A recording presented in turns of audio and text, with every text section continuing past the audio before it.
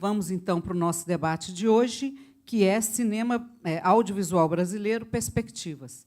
Nós estamos aqui com o primeiro, Paulo Henrique Silva, de Minas Gerais. Paulo Henrique é presidente da Abraxine, Associação Brasileira de Críticos de Cinema. Ele trabalha no jornal Hoje em Dia, né, de Belo Horizonte. Carlos Augusto Calil, professor da USP, cineasta na juventude, fez vários filmes, vários curtas, né? Gestor público, já dirigiu a Cinemateca, já dirigiu a Embrafilme, tem uma longa carreira como gestor público, foi secretário de Cultura da cidade de São Paulo, né? Então, o Calil foi diretor do Centro Cultural São Paulo, um currículo gigantesco. E o Guilherme Genestretti é repórter da Ilustrada. Eu estava brincando com ele agora que ele foi elogiado pelo concorrente, porque o Zanin trabalha no Estadão e ele foi para Cuba cobrir o show dos Rolling Stones lá. E o Zanin terminou de ler a matéria dele na capa da Ilustrada e falou: olha, foi a melhor matéria que eu li, a mais elaborada, a mais complexa, não é aquele oba-oba que a gente lê em toda a matéria de banda de rock fazendo show e tal. Aí contei para ele agora, elogiado pelo concorrente. Então, a palavra Calil. Já está funcionando? Não. Sim? Ok. Bom, boa noite, agradeço o convite de participar desse debate. É sempre muito interessante ouvir um pouco o que passa, enfim, pela inquietação das pessoas, seja do lado de cá, seja do lado de lá.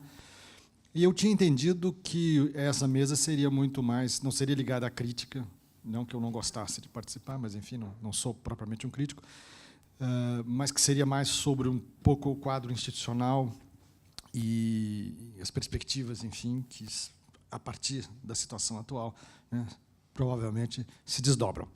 Se a minha fala for muito dissonante, por favor, manifestem-se, gritem, batam o pé e tal, eu mudo o discurso, porque eu sou, na faculdade, o professor de duas disciplinas, de História do Audiovisual Brasileiro, onde, portanto, eu discuto filmes dentro de uma perspectiva histórica, e professor de Legislação e Mercado. O que está aqui hoje é o professor de Legislação e Mercado, não o professor de História do Audiovisual. Então, espero não estar destoando.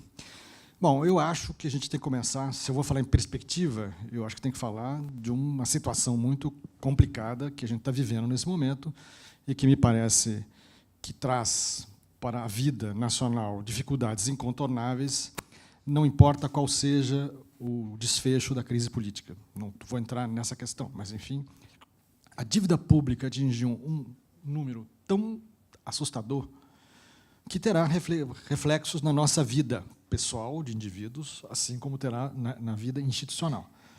E é claro que qualquer que seja o governo, diante de uma dívida de 100 bilhões, vai raspar o tacho, né, ou vai tentar raspar o tacho, e vai procurar, então, diminuir o investimento.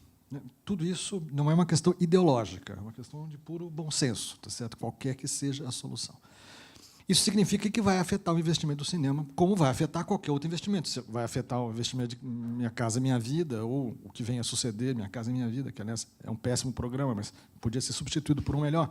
Enfim, tudo será afetado. E eu não poderia dizer agora para vocês como será afetado, né, qual o grau, né, em que isso será afetado.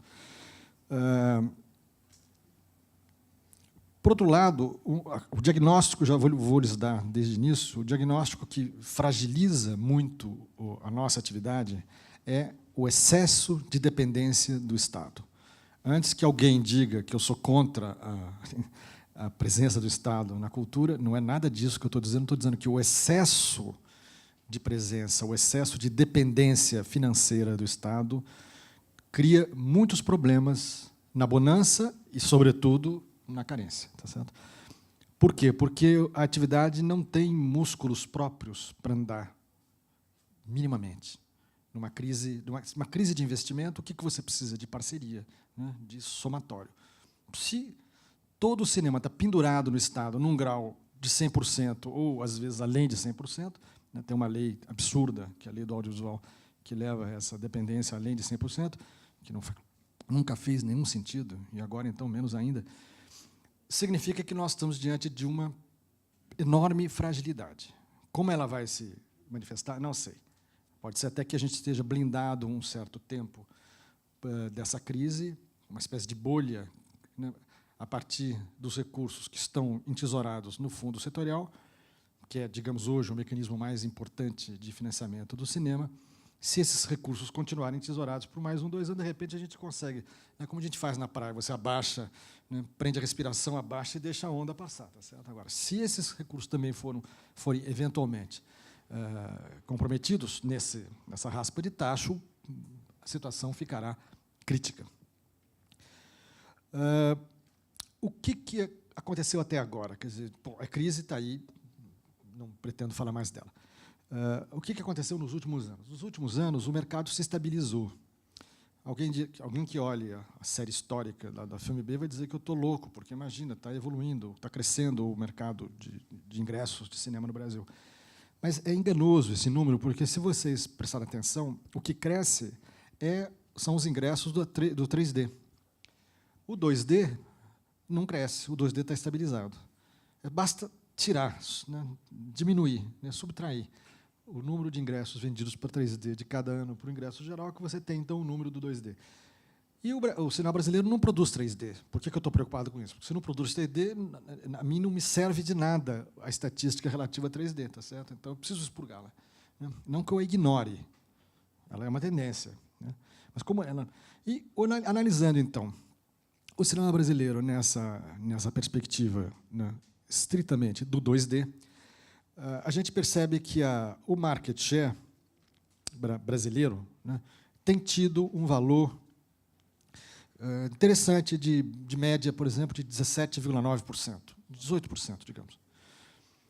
Interessante pelo seguinte, não sei se vocês sabem ou se vocês se deram conta, quando o cinema americano definiu os novos padrões de consumo internacional através das multisalas, um fenômeno que atingiu o mundo inteiro, menos na França, mas, enfim, também lá, ele definiu, naquele conjunto de salas, 10, 12, 15, enfim, no estrangeiro, uma cota. Ele meio que definiu uma cota para o cinema nacional, os cinemas nacionais. Essa cota é de 15%. Quer dizer, o market share que o cinema americano reservou aos cinemas nacionais é de 15%.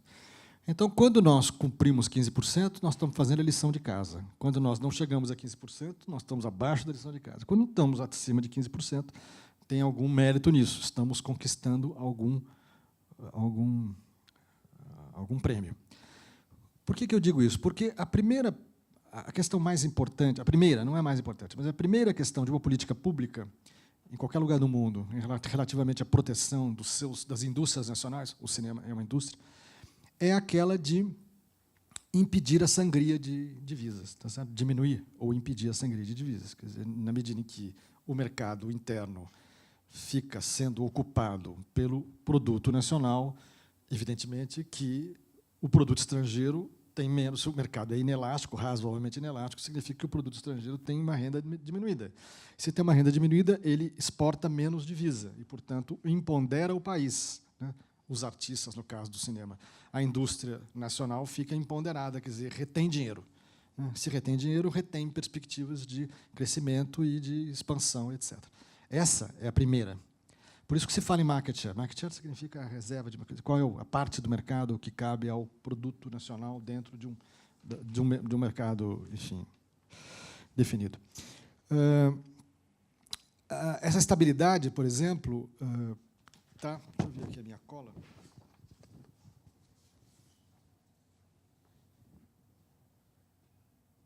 Está em torno de 114 milhões de ingressos.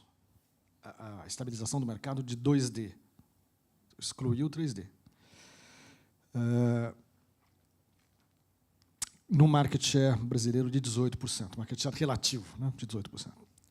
A expansão que houve do mercado, essa expansão que se vê recentemente, ela aconteceu a partir de 2010 e ela é exclusivamente devida ao 3D. E com uma média de 40 milhões de ingressos vendidos nesses 5 anos, ou seja, 25% do mercado. 25% do mercado já não é nosso, de cara, porque nós não produzimos em 3D.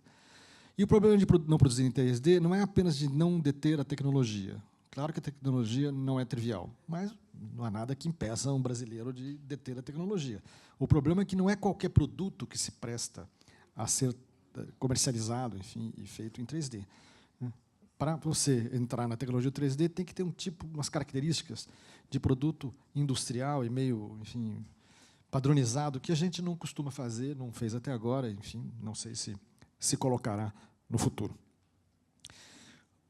Terceiro ponto que eu queria chamar a atenção de vocês, e que me parece muito importante. Nos últimos anos, 2, 3 anos, houve um notável fenômeno que foi o sucesso de filmes de apelo crítico sofisticado. Porque nós estamos acostumados a ver o cinema brasileiro conquistar o mercado pelos filmes mais vulgares, digamos assim. Essa é uma tradição antiga. O cinema brasileiro sempre dialogou muito com as massas, digamos assim.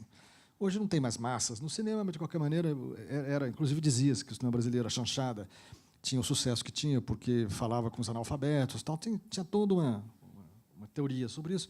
O que eu quero dizer é o seguinte: o sucesso de O Som ao Redor, e, mais recentemente, de Que Horas Ela Volta, é um fenômeno notável. Porque são filmes exigentíssimos, são filmes de altíssimo padrão cultural, artístico, e que lograram 100 mil espectadores. Você pode dizer, bom, podia ter mais? Sim, podia ter mais, mas teve 100 mil espectadores, ou seja, teve alguma penetração social, teve algum... foi visto. E, no caso mais recente de Que Horas Ela Volta, 500 mil espectadores, que é uma cifra admirabilíssima. Ora, muito bom. O que eu quero dizer é o seguinte: eu quero dizer que o cinema sofisticado não é um veneno de bilheteria, necessariamente. O cinema sofisticado, o cinema argentino já tinha dado uma pista para a gente nesse sentido. A gente ficava com inveja. Eu não sei se vocês tinham, mas eu tinha muita inveja do cinema argentino, porque eu olhava e falava, mas o que eles têm que a gente não tem? Eles fazem uns filmes sofisticados, com uma dramaturgia muito elaborada, tal, filmes que não são incapazes de serem produzidos no Brasil, quer dizer, não estão fora do nosso padrão de produção, absolutamente. Mais baratos que os nossos, e ganhavam o mundo, porque, claro, que tinham reconhecimento. Tá certo? Inclusive nós aqui, a gente também gostava de ver, por que não? As nossas divergências são de outra natureza, tá certo? Não são, não são essas. Então, o que eu quero dizer é o seguinte: esses dois filmes deram lucro. Eu fiz umas contas que podem não estar precisas, mas não estão disparatadas, eu posso lhes garantir, em que O Som ao Redor deu ao seu produtor, diretor e realizador, e, portanto, que nós admiramos, que fez esse admirável, deu, sem falar das vendas do mercado externo, que houve também um lucro para ele de R$300 mil. Portanto, não é verdade que filme difícil, que filme intelectual, que filme artístico seja veneno de bilheteria. Esse é o primeiro mito que eu quero discutir. No caso Que Horas Ela Volta, a conta é bem maior. Eu fiz aqui hoje à tarde, eu pedi lá os dados para o Gulani, ele me passou, eu fiz umas contas rápidas. No nível nacional, o lucro foi de... O produtor recebeu R$3.700.000, mais ou menos, que é uma belíssima cifra. Dessa cifra, do mercado internacional, veio um pouco mais, praticamente a metade, 1.735.000, segundo os números que eu tenho. Ou seja, somando um filme que teve penetração internacional com a sua receita interna, o lucro foi de 3.700.000. Isto é um fenômeno novo, porque nós estamos acostumados, o próprio Kleber Mendonça, num ato de um pouco de mau humor, dizia lá do Recife que era um absurdo que os filmes da Globo, as chanchadas da Globo, fizessem sucesso, que o governo desse dinheiro para eles. Tal. Não quero entrar nessa discussão, mas, enfim, aquele preconceito de que o sucesso só pode vir, né, ou só existe quando se descamba para a vulgaridade ou para o lugar comum. Eu não quero prejulgar nada, mas, enfim, certos filmes são muito repetidos, são fórmulas de sucesso. Tal. Então, nós estamos diante de um fenômeno novo. Eu espero que isso volte a acontecer. Quando apareceu O Cidade de Deus, eu tomei um susto. Raramente eu sou convidado para fazer crítica, e a Carta Capital pediu para fazer a crítica do filme no lançamento. Eu me lembro que eu tomei um susto, porque eu não tinha visto um filme com aquele padrão de criatividade e de tecnologia no cinema brasileiro nos últimos, 20 anos, 15 anos. Foi um susto. E eu tive a ilusão, naquela época, de que nós tínhamos mudado de paradigma. Eu falei, bom, esquece tudo que tinha sido feito até agora, quer dizer, naquele tipo de cinema um pouco batido, com a fórmula batida. Estamos diante de um fenômeno novo que vai mudar o paradigma. Não mudou o paradigma, virou um ponto fora da curva. Para minha decepção. Eu gostaria de dizer aqui agora que eu não gostaria de estar num próximo debate para reconhecer que esses dois sucessos que eu acabei de mencionar foram um ponto fora da curva. Eu queria dizer que eles foram o início de uma nova perspectiva para o cinema brasileiro. O cinema brasileiro pode ser inteligente, pode ser dramaticamente consistente, pode ser artisticamente ambicioso, que terá público para ele. E dará lucro. Melhor ainda, dará lucro. É bom ganhar dinheiro. É muito bom viver da profissão, é muito bom, não precisa ficar com vergonha de dizer, né, quando você registra no hotel, qual é a profissão que você tem. Você não precisa enrolar a língua para dizer qual é a profissão que você tem. É gostoso dizer, eu tenho uma profissão, eu sou reconhecido, não é isso? Eu sou reconhecido, as pessoas me veem, me conhecem, etc. Além de outra função muito importante, que é de colocar a cultura brasileira um pouquinho em nível internacional. Nós estamos completamente fora do mundo cultural internacional. Isso é a mesma música brasileira, que é muito poderosa, muito mais poderosa que o cinema, sempre foi, está fora, nós estamos fora. E, de repente, estamos, de novo, né, chegando perto, uma fresta da porta, dizendo, olha aqui, a gente existe, né, a gente é capaz de dizer alguma coisa. Quarto ponto. Quais são as nossas fragilidades, de fato? Um dos acertos, a política cinematográfica no Brasil tem sido um desastre nos últimos anos, desde a implantação da lei do audiovisual. Completamente equivocada, mas não quero falar do passado, quero falar das coisas recentes e boas. As coisas boas foram... A instituição do Fundo Setorial foi boa, porque ela restabelece uma lógica, que é a lógica de a economia cinematográfica se realimenta. Essa é uma lógica clássica. Toda a política pública de cinema que surgiu na França na década de 40, logo depois da guerra, na Inglaterra, na França e na Itália, mas que depois se consolidou na França, toda ela é baseada no retorno da atividade. O princípio é o seguinte, o cinema como um todo, isto é, estrangeiro e nacional, né, o imposto sobre o cinema estrangeiro e nacional financia o cinema nacional. Essa é a lógica. Com a lei do audiovisual, essa lógica foi jogada pela janela. E se criou uma outra lógica que não tem lógica nenhuma, tá certo? Que é a lógica do imposto de renda, da renúncia de imposto de renda. Essa não faz sentido.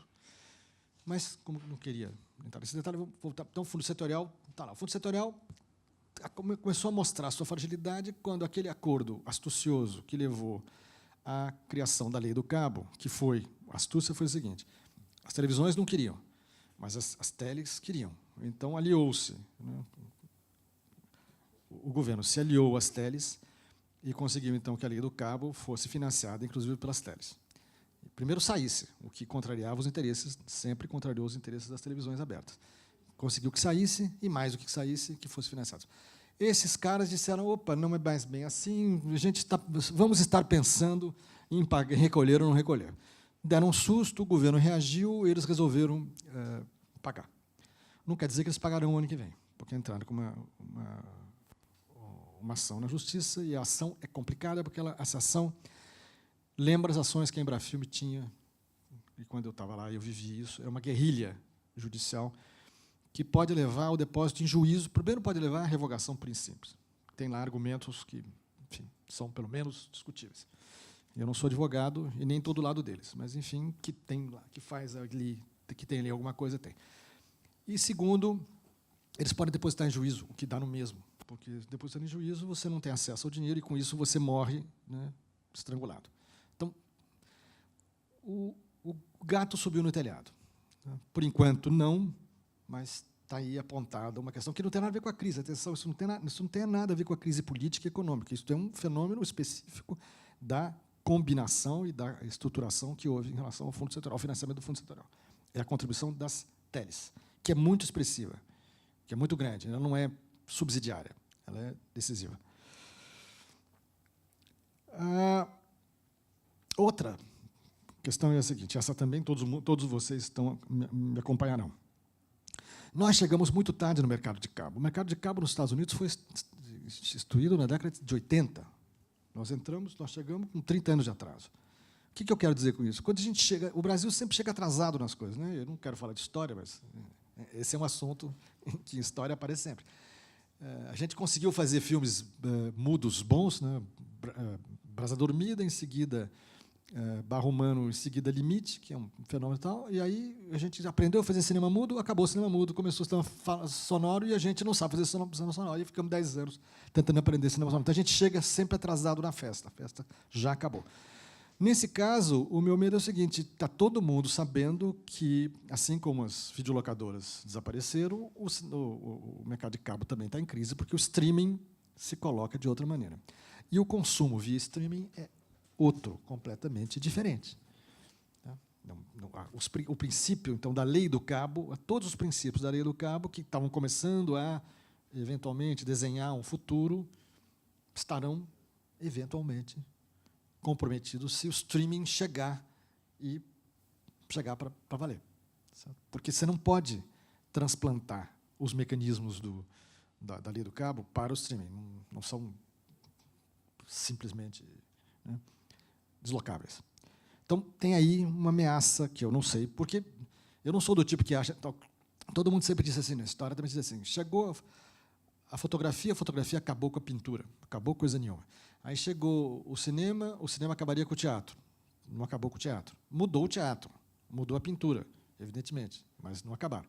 Chegou a televisão, acabou com o cinema. Também não acabou com o cinema, também mudou o cinema. Enfim, agora chega o streaming, então vai acabar com o cabo? Talvez não acabe com o cabo, mas como os mercados são muito semelhantes, né, do tipo de consumo, talvez afete muito. Mas, enfim, essa é uma questão que eu deixo aí.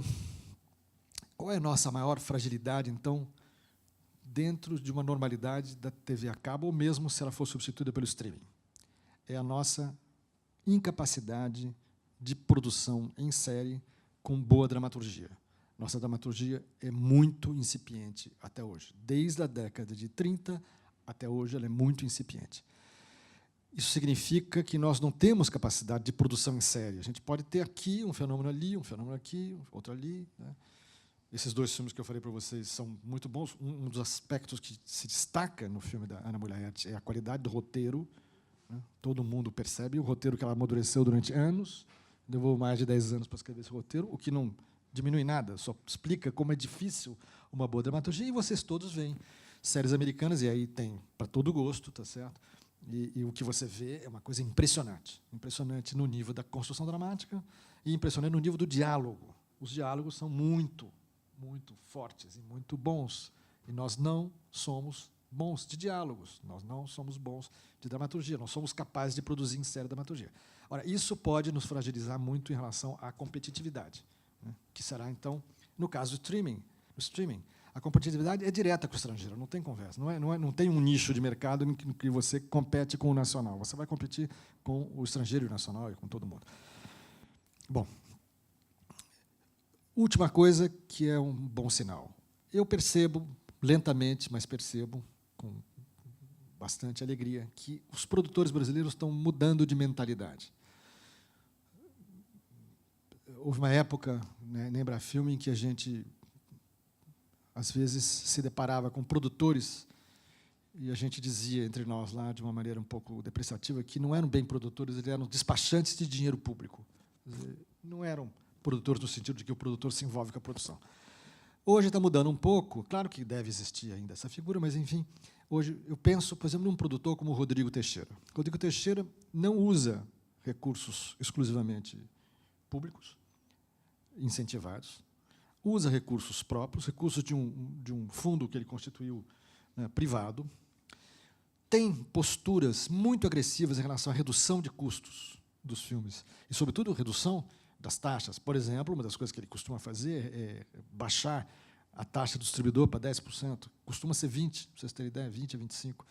E ele reduz para 10%, quer dizer, na negociação direta, porque eu aprendi na Secretaria de Cultura, quando eu fazia virada cultural, que quando você ligava para um artista importante, dizia, eu queria que você viesse para a virada cultural, o empresário perguntava assim, mas é com lei ou sem lei? É com lei de incentivo ou sem lei de incentivo? Tem dois preços. Com lei de incentivo é muito mais caro do que sem lei de incentivo. Ou seja, quando o Rodrigo Teixeira produz um filme com dinheiro bom, e chega para um distribuidor e para um exibidor e tenta negociar, ele negocia em outras condições. Claro que ele tem que ter um produto competitivo, senão não adianta nada. Portanto, isso muda o padrão e desfossiliza um pouco as relações, né, entre os três elementos. Outra coisa que ele faz, e que eu acho admirável, ele produz também em escala internacional e com sucesso. Ele é capaz de produzir filmes do Noam Baumbach, nos Estados Unidos, por exemplo, não nem uma vez, nem duas, mais de uma vez, que são filmes americanos, sim, mas são filmes americanos de arte. Qual o problema de um produtor brasileiro ser o produtor de um filme americano de arte? Nem que ele fosse de um blockbuster. Quem sou eu para julgar um produtor brasileiro que vai... Se tem bala na agulha, que faça. Agora, ele produziu filmes de nível artístico e de nível e de renda internacional. São filmes que fizeram sucesso internacional. Portanto, ele é um produtor que se coloca no ambiente internacional e nacional de uma maneira competitiva, e ele tem consciência crítica sobre a questão da dependência, que é o problema que eu comecei a dizer, né? Vou encerrar já, que é o primeiro problema. Quer dizer, ele sabe que a dependência excessiva do governo nos deixa de pés atados, né, em vários níveis, né, não só no econômico, né, também no artístico. Né, tira a capacidade crítica, constrange as pessoas, né, porque todo mundo fica ameaçado de perder o acesso. Né, portanto, tem um clima bastante constrangedor. Isso não é só no cinema, no teatro também aconteceu. Recentemente, houve duas manifestações formidáveis, uma da Fernanda Montenegro, parece que involuntária, mas que vazou, e depois uma do Fagundes, muito impressionante nesse sentido. Quer dizer, a lei de incentivo acabou com o teatro no Brasil. E eles têm, digamos, currículo para dizer isso, tá certo? Quem é que fala? Quem é que está dizendo isso? Né? Não é ninguém, nenhum adventista. Enfim, esse é o quadro que eu imaginei e que podia trazer para vocês, né, com inquietações, perspectivas, enfim, e com também horizontes pela frente. Obrigado. Obrigado, Calil. Então, agora, Guilherme Genestretti. Bom, boa noite a todos. Estão me ouvindo, né? Bom, queria primeiro agradecer aqui o convite, dizer que é uma honra para mim compor essa mesa aqui. Eu, na verdade, depois dessa explanação bastante didática sobre o atual momento que a gente vive do audiovisual brasileiro, eu só queria pontuar algumas coisas, algumas questões, mesmo porque eu, como repórter e não crítico, eu sou muito melhor em ouvir, em perguntar, em debater, do que fazer uma grande explanação, uma grande palestra. Eu só queria, na verdade, pontuar algumas coisas. Primeiro, falar um pouco também do atual status da produção brasileira. Eu acho que o Calil falou bastante sobre isso, sobre market share, sobre a situação que os filmes brasileiros se encontram atualmente nos cinemas. Ele deu aqui o dado que 18,9% é isso de market share, quer dizer, ocupação de filmes brasileiros dentro do cinema, né? Descontado 3D, exatamente isso. Que ele fez, pois é. Bom, o que a gente observa desde a retomada, né, desde os últimos 21 anos que o Brasil retomou de alguma forma a produção do audiovisual, de uma certa forma, uma transição. Quando se retoma a produção, a gente vê muito uma produção vinculada às leis de incentivo fiscal, né? O que ocorreu nos últimos anos foi, na verdade, uma transição. A gente observa agora cada vez mais o país, de alguma forma, menos refém ou menos dependente de leis de incentivo fiscal para a produção desse audiovisual e mais voltado, por exemplo, a recorrer a recursos do Fundo Setorial do Audiovisual, que é uma grande, na verdade, a maior forma de custeio hoje da produção brasileira, dos filmes brasileiros, né? Agora, se de alguma forma a instituição desse Fundo Setorial do Audiovisual foi bastante positiva para incrementar a produção, para promover a produção, de alguma forma ela apresenta, claro,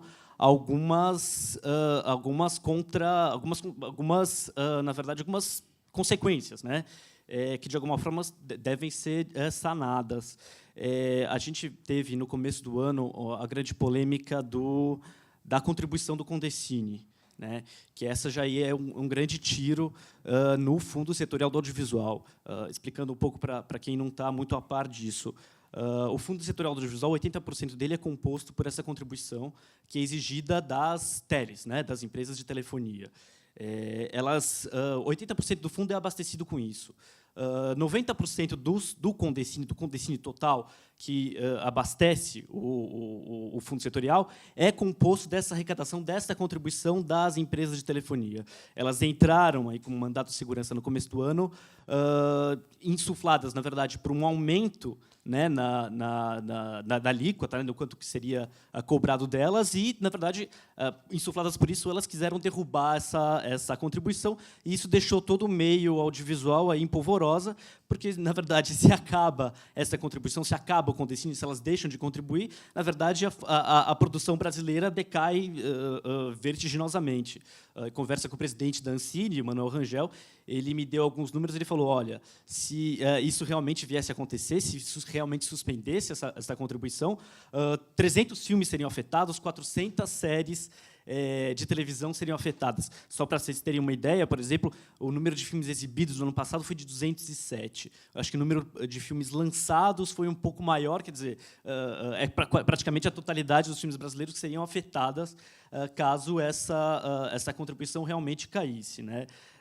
O atual status disso é o seguinte: o Supremo Tribunal Federal derrubou a liminar, né, que as TEDs tinham conseguido, mas o mérito ainda precisa ser julgado, né? Então, quer dizer, a questão não está pacificada,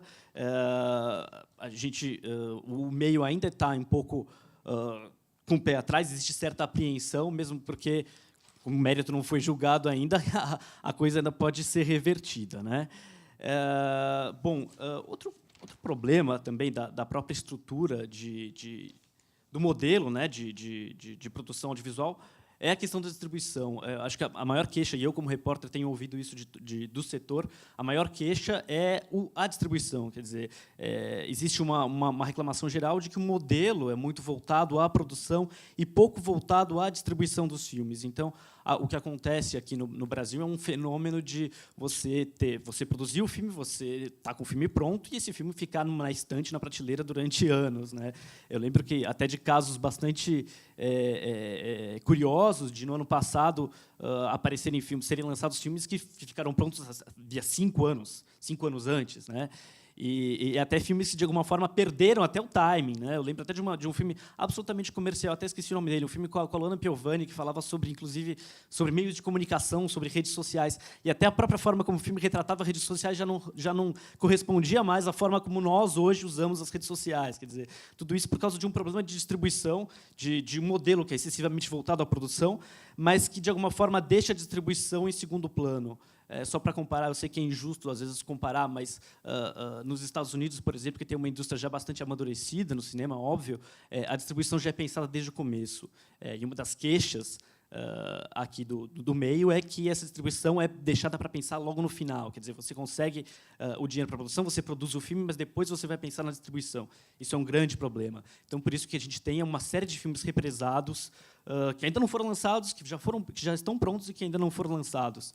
Nesse ponto, é até positivo a instituição de um órgão como a SPCine, que funciona aqui em São Paulo, né, que é uma empresa que, entre as suas atribuições, e uma das atribuições que eu até achei bastante positiva, foi deixar que a fila andasse, né?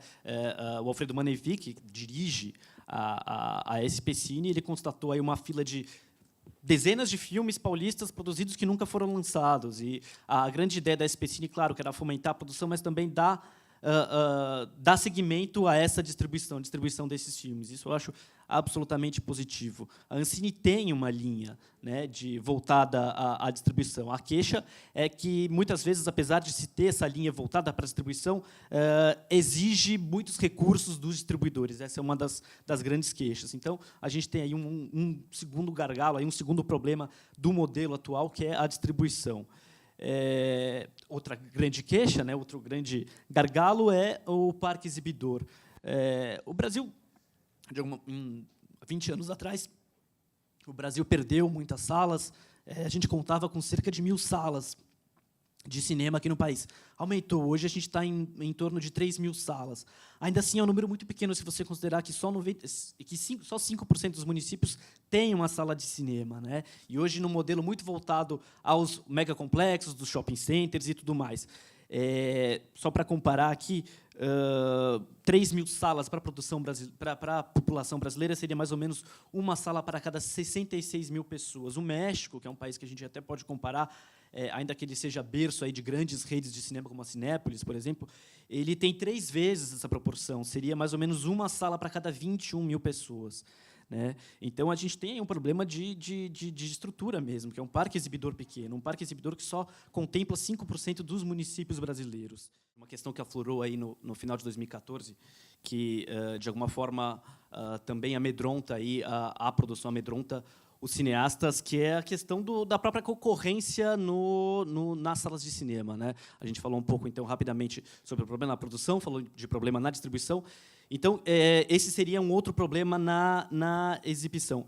Uma grande polêmica que surgiu aí no final de 2014 era a questão dos lançamentos predatórios. Né? O que seria isso exatamente? Uma série de filmes, principalmente blockbusters americanos, lançados em campanhas massivas, acabavam ocupando muitas das salas de um mesmo complexo. Então, o que você tinha, na verdade, é um fenômeno de, no mesmo complexo de cinema, várias das salas e vários dos horários dessas salas estariam ocupadas por um mesmo filme. Isso, de alguma forma, claro, afastava aí o produto brasileiro dessas telas e prejudicava a produção, claro. Ancine e redes de distribuição, de produção, sentaram para fechar um acordo para limitar aí o número de salas que exibem um mesmo filme. Esse acordo existe, as maiores redes assinaram, algumas delas entraram com mandado de segurança justamente para não cumprir esse acordo. O que a gente viu no passado, quando esse acordo já estava valendo, era que redes como a Cinépolis estavam infringindo o acordo, sob força, na verdade, desse mandado de segurança, ou seja, não era bem uma infração, mas assim, elas estavam respaldadas pela justiça. Né? Mas isso, de alguma forma, é também aí um problema. O Calil também falou aqui a respeito dessa outra janela que está surgindo aí, que a produção tem que estar de olho, que é a questão dos vídeos sob demanda. Né? A Ancine tem planos para criar um marco regulatório, né, porque, sob o pretexto de que, ora, se a gente tem serviços como Now, serviços como Netflix, que, de alguma forma, exploram aqui exploram a atividade econômica aqui no Brasil, que eles, então, tenham essa contraprestação que seja exibir, quem sabe, uma cota aí de filmes nacionais dentro das suas programações, que tenham aí uma cota de séries e tal. Isso é um fato que tem acontecido. Essa discussão está para sair, provavelmente, esse ano, de criação de um marco regulatório dos vídeos sob demanda. Outra questão que também vale falar um pouco, frisar, nesse tema dos vídeos sob demanda é a criação do chamado Quero Ver Cultura, que é um programa também apelidado de Netflix Bolsa Família, que seria, na verdade, justamente a entrega de dispositivos pelo governo de vídeos sob demanda voltados para a produção brasileira, entregues a beneficiários do programa Bolsa Família. Né? Esse programa, na verdade, também vai começar esse ano. Que mais? Acho que também é importante frisar nisso, eu concordo com o Calil. Ele falou aqui de fenômeno como Que Horas Ela Volta. Né? Eu acho que realmente, percebendo aí os títulos que são lançados, parece que a produção realmente carece desse filme que seria o filme médio, né? Que seria o filme que tem, claro, aspirações de público. Que Horas Ela Volta foi muito bem nas bilheterias, mas que, apesar de ter, claro, aspirações de público, também não deixa de lado questões estéticas. Quer dizer, realmente, preocupações estéticas, preocupações com a própria qualidade do filme. Né? A gente não está falando aqui da dicotomia filme de autor, extremamente hermético, e versus filmes comerciais, que só têm preocupações comerciais, que são essas grandes comédias. Né? A gente está falando do filme que, de alguma forma, contempla aí os dois lados. E o Brasil teve aí grandes títulos que, de alguma forma, figuravam aí nessa categoria. A própria Cidade de Deus, as produções do Walter Salles, filmes do José Padilha, agora o fenômeno Que Ela Volta, mas parece aí de uma coisa ainda muito tímida mesmo. Precisa realmente... faz falta mesmo esse filme que contemple aí essas duas preocupações. Eu acho que era isso. Eu até espero ouvir mais de vocês. Eu gosto mais de debater do que de explicar mesmo. Obrigado. Obrigado, Guilherme. Então, agora, Paulo Henrique Silva. também vou falar das etapas aí da cadeia cinematográfica, mas reforçando um lado que é pouco, na verdade, pouco debatido, né, que é a questão da reflexão cinematográfica, né, faz parte também dessa cadeia, né, mais lá no final, né, junto com o público, e também que passa um momento que a gente pode dizer preocupante. Não está no topo aí das discussões em relação ao tema, mas que pode, de certa forma, afetar lá na frente essa produção. Vamos começar falando da produção propriamente dita, né? Hoje, assim, tirando esse quadro que o Calil pôs, um quadro assim, meio um ponto de interrogação para o futuro, né, Calil, assim, de incerteza em relação à produção, à linha de financiamento, e sendo um pouco mais otimistas assim, que o Guilherme, né, eu vejo que sim, que a produção tá muito bem. Hoje a gente tem... eu acompanhei, né, nos anos 90, quando o Collor acabou com a produção, a gente foi a zero, não tinha filme, né, e eu estava lá estudando cinema, ávido por ver filmes, e não tinha, né, tinha essa carência, né, e se você comparando isso hoje, né, isso melhorou muito, né? Hoje você tem editais, você tem lei de incentivo em todos os âmbitos, né? Nacional, estadual, municipal. Você tem facilidade de fazer coprodução internacional também. Você tem outras formas também de acesso a recursos públicos indiretos. Você tem uma preocupação hoje até mesmo com nichos, né? Eu estava conversando com o pessoal da SPCine outro dia, né? A preocupação hoje com o filme médio, né? Isso é bem interessante. Filmes como você citou, né? Que horas ela volta. Hoje existe até uma preocupação como incentivar esse nicho, né? Esses filmes, enfim. Então estão observando, né? Eu falo eles, todas as instâncias aí governamentais, cineastas, enfim, todo mundo que participa desse processo de realização estão observando, sim, todos esses lados. O Calil falou aí de dois exemplos muito interessantes do Som ao Redor, de filmes que foram sucesso de bilheteria. Eu até acrescentaria mais um também recente, que é a animação Menino e o Mundo também, que eu acho que deu um lucro formidável também, né? Na França ele foi exibido em 94 salas. Imaginem isso, né? E não por uma semana, 2 semanas, mas por meses, né? No Brasil, eu acredito que sim. No Brasil não foi bem, eu acho que não passou de 30 mil espectadores, né, Guilherme? 45 já, mas na França, acredito que foi muito, muito, muito, muito além disso. Enfim, e também a gente tem um filme independente também, que se não tem o recurso imediato, né, eles têm aquela questão muito premente desde a questão da urgência do ato de fazer, e hoje com o acesso à tecnologia, né, o barateamento, eles conseguem fazer na forma de guerrilha, no peito e na raça, né, e conseguem fazer filmes muito bons e que são, né, circulam, que vão lá para fora, ganham prêmios, enfim. Ponto. Falamos da produção. A questão da exibição, não tão bem, né, quanto a produção, mas hoje a gente tem ações realmente efetivas, né, nessa área. Há uma preocupação de estabelecer políticas públicas para isso, né? Desde do caso agora recente, vocês estão vivenciando da SPCine, de abrir uma sala, né? A primeira de uma série de 20 salas, né? De formação de público. Temos o que a gente já citou aqui, a lei de obrigatoriedade, né? de filme na TV a cabo. A gente tem a própria cota, né? A cota de tela do cinema. A gente tem uma cauda longa aí de exibição, né? A gente fala muito, bate muito nessa tecla da tela grande, né? Mas hoje eu percebo que nem os cineastas estão mais preocupados com isso, né? Estão preocupados com essa cauda longa que vai até lá no stream, enfim, no DVD, principalmente o streaming hoje, né? Mas aí a gente chega numa outra parte, que é a questão do debate, né? Da reflexão. O debate que eu faço é a reflexão como algo assim de dar sentido e valor às obras mesmo, né?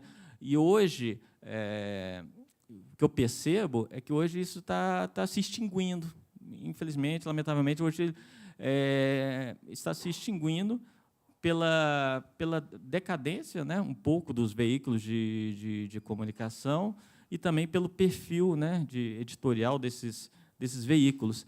E até o momento, hoje, a gente não tem muita ação nesse sentido. A ação, como eu falo, é política pública nesse sentido, porque ainda se vê isso como uma coisa, quase que uma coisa autônoma ainda, né? Uma coisa que não faz meio exterior a essa cadeia, né? A esse tipo de investimento que carece de um investimento público mesmo, né? Uma coisa autônoma que vem lá de fora dos jornais e que contribui, que faz parte de todo aquele processo. Só que eu acho que, se nada for feito imediatamente, eu acho que, no futuro muito breve, até mesmo as produções serão um pouco afetadas, porque o diretor perde aquela baliza, né, vamos dizer assim, aquele sarrafo alto, né, de ser cobrado pela obra, né, e a gente perde aquilo que o crítico faz, né, que o debatedor faz, que é de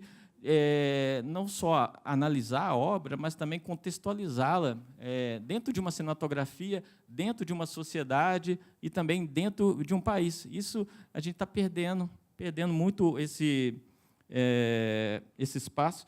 Eu gosto de citar uma frase do Rui Garnier, aquele lá do Rio, Garnier, né? Ele fala que a crítica pode ser irreverente, pode até ser desrespeitosa, mas nunca é irrelevante. Eu gosto muito de citar, geralmente eu dou palestras sobre crítica, sobre jornalismo cultural, e cito isso, né? Porque, se a gente for olhar na história, na própria história do cinema, como a crítica, como a reflexão, ela estava casada com um momento de efervescência do cinema, um momento de produção importante. E eu cito, por exemplo, a Nouvelle Vague, né? Um exemplo claríssimo, né? Criada por pessoas que vieram da crítica, né? Cuja origem era a crítica, a carreira do cinema, e que depois foram ser diretores, levando muito desse pensamento que eles foram construindo, dessa visão de cinema que eles foram construindo ao ver muitos filmes e estabelecendo ali uma política de autor. Outro exemplo aqui nosso é o cinema novo, né? O Glauber Rocha, antes de ser diretor, ele foi crítico também, né? Em 63, estava bem novo, ele escreveu um livro, a revisão crítica do cinema brasileiro, né? Então, para a gente ver a importância, e o cinema novo estava todo ali ancorado pela crítica, pelos analistas. O Zé Casavelar, né, para citar um exemplo de alguém que faleceu recentemente, estava ali sempre sendo debatido nos jornais, com amplos espaços, né, nos jornais, páginas inteiras, né, nos jornais. Aí você pode dizer, mas e a internet, né? E os blogs, né, que estão aí, né, teriam substituído, né, os jornais, os jornais impressos? Não foi uma substituição, uma troca? Não foi. Porque até mesmo esses sites, esses blogs que investem num tipo de filme mais vertical, se a gente pode dizer assim, eles estão passando uma fase até de estagnação, né? Por quê? Porque crítico não vive de vento, né? A gente tem uma família, enfim, e muitas vezes esses sites acabam não sendo remunerados, né? Eles não são remunerados esse trabalho. E a consequência lógica e natural disso tudo é que esse estágio de estagnação mesmo. E o que acaba prevalecendo são esses blogs, né, de filmes mesmo, dedicados a filmes blockbuster, filmes americanos, filmes de super-heróis, né, em que a retribuição, a compensação de quem escreve é de poder ganhar um ingresso ao distribuidor para poder ver o filme e depois escrever, né? Infelizmente, essa é a realidade, né? Que alimenta um círculo vicioso aí, né? Uma publicidade massiva que faz você, público, se interessar pelo filme, por esse super-herói, por esse Batman, por esse Superman, e que obriga você, jornalista, você, crítico, a escrever sobre ele, né? Porque se você vender a pauta de um filme menos conhecido, um filme de arte, né, você não vai ter o mesmo espaço. Possivelmente eles vão te falar escreve para o portal, porque o portal tem espaço, você escreve para o portal. Mas se for um filme como o Batman versus Superman, sim, aí você tem um espaço muito mais generoso. E é por isso que eu estou atentando muito para isso, né? Para essa questão da importância hoje da gente estabelecer alguma política, né? Uma política pública mesmo de incentivo à reflexão. Eu recentemente falei isso na SPCine também, de criar publicações, enfim, uma forma, junto com a academia também, né, de incentivo à pesquisa e de reflexão, porque, num futuro muito próximo, todos nós vamos perder com isso. Acho que eu até falei demais. Acho que é isso. Perguntas? Então, enquanto elas não surgem, eu vou fazer algumas ponderações para a mesa, mas, surgindo, eu paro na hora, né? Eu conheço as reflexões que o Calil faz sobre as leis de incentivo, acho que elas são profundamente pertinentes, né? Porque elas desobrigam o produtor de ir buscar parceiros ou de investir dinheiro próprio e tal, são reflexões profundas. Mas ele é muito pessimista, ele está sempre vendo tudo. Ele e o Hugo Giorgetti são os dois limões, porque já que Coutinho morreu, era o terceiro limão. O primeiro, aliás, era o limão máximo, era o Eduardo Coutinho. Está em boa companhia. Mas eu acho que o próprio Calil, depois, quando começou, o amargor era total, dava vontade de cortar os pulsos. Mas depois ele mesmo lembrou, com muita propriedade, os dois casos do filme do Kleber Mendonça e da Ana Muylaer. Lembrou, eu me lembro bem dessa crítica dele, do Cidade de Deus, na Carta Capital. E também achei que seria um paradigma para o próprio Fernando Meirelles. Eu pensei que ele faria grandes filmes depois. Não foi cada vez mais se distanciando do público. O último projeto que ele engendrou, assim, era o Grande Sertão Veredas, e ele concluiu que ninguém está interessado em filme de jagunço e tal, desistiu do filme, e agora, com esse fracasso monumental do Zoom, que é uma coprodução da O2 com os canadenses, né, que é o fracasso, no meu ponto de vista, um dos piores filmes já feitos pela humanidade, ainda foi um fracasso comercial, filme feito para dar dinheiro, e deu 97 espectadores de média, ou seja, não existe, foi exibido para poltronas vazias, né? E ele me mandou um e-mail, já contei aqui ontem, de que a O2 não vai mais produzir longa-metragem.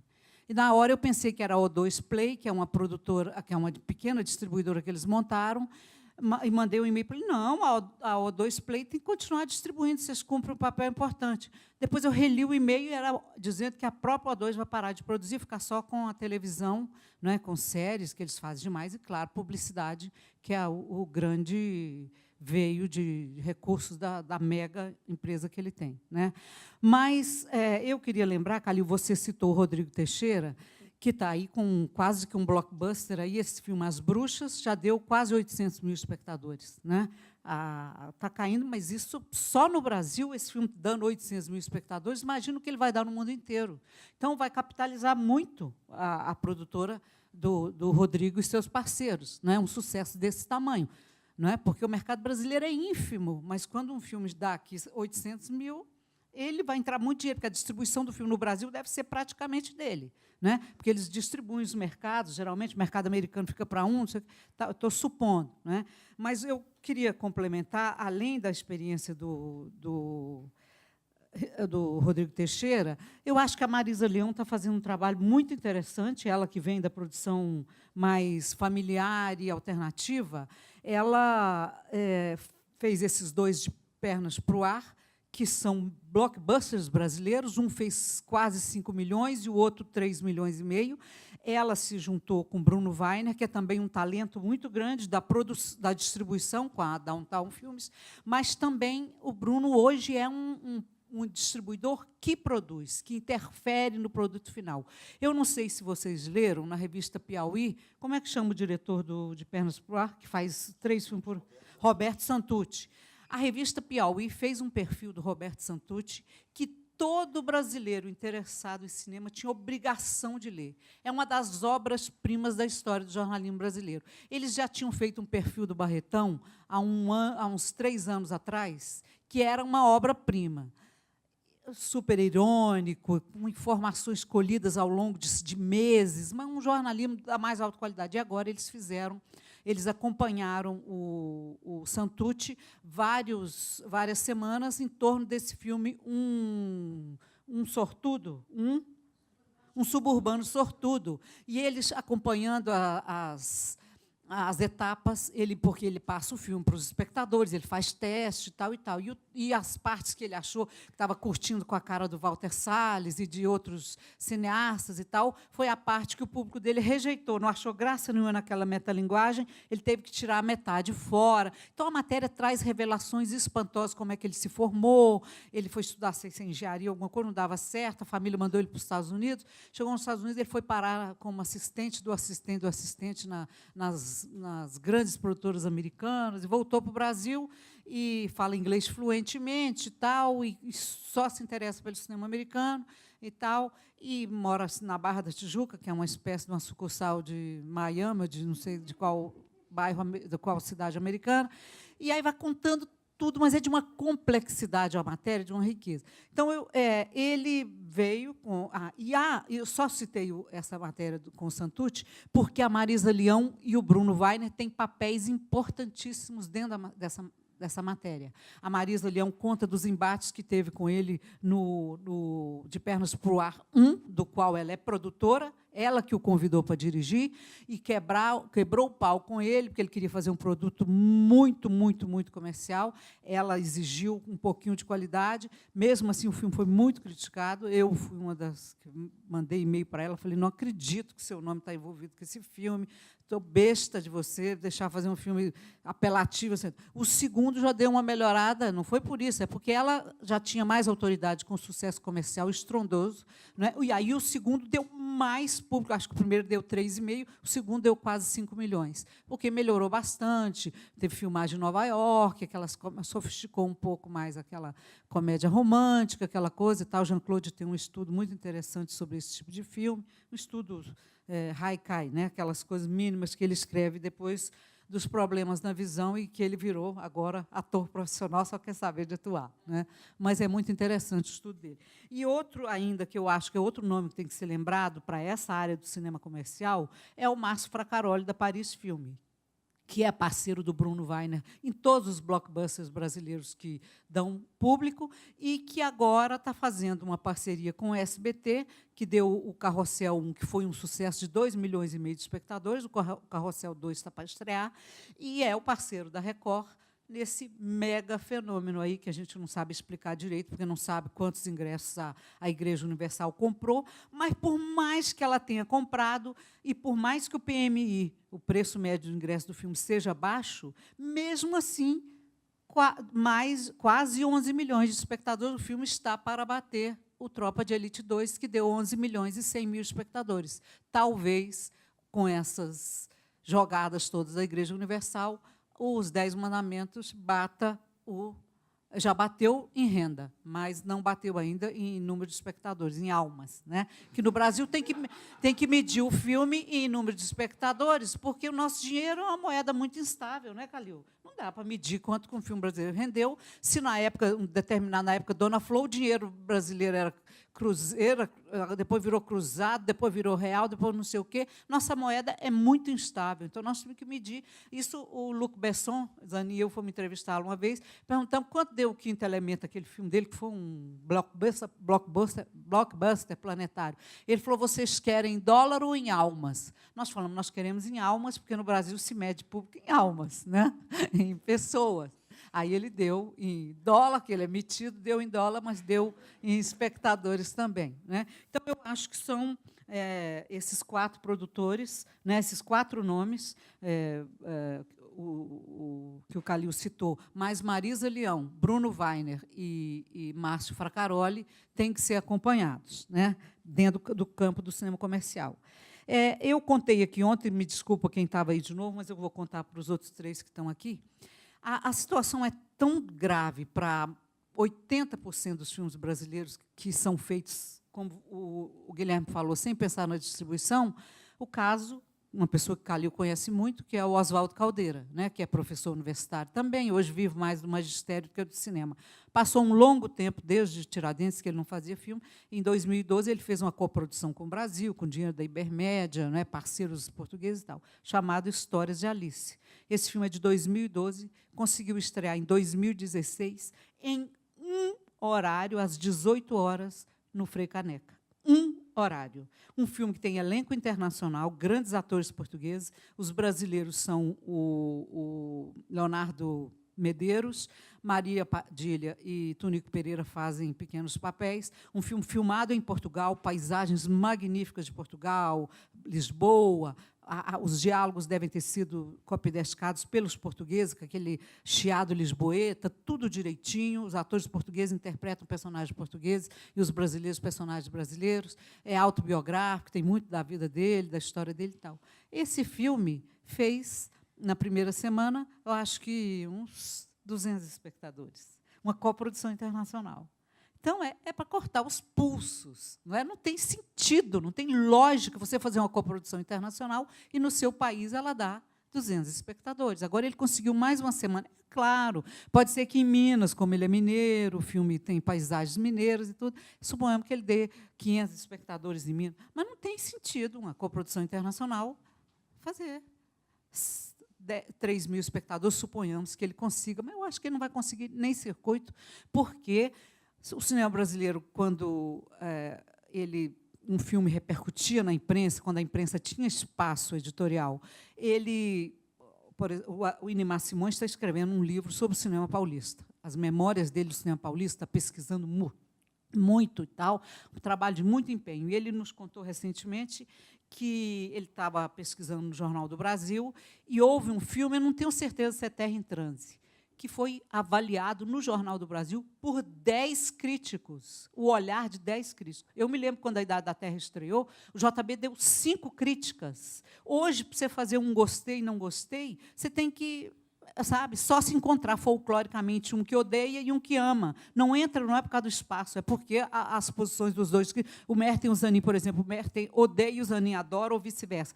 E, às vezes, o Estadão dá espaço para 2 críticas, mas, se não, é um tijolinho assim. Né? Então, o momento é muito difícil.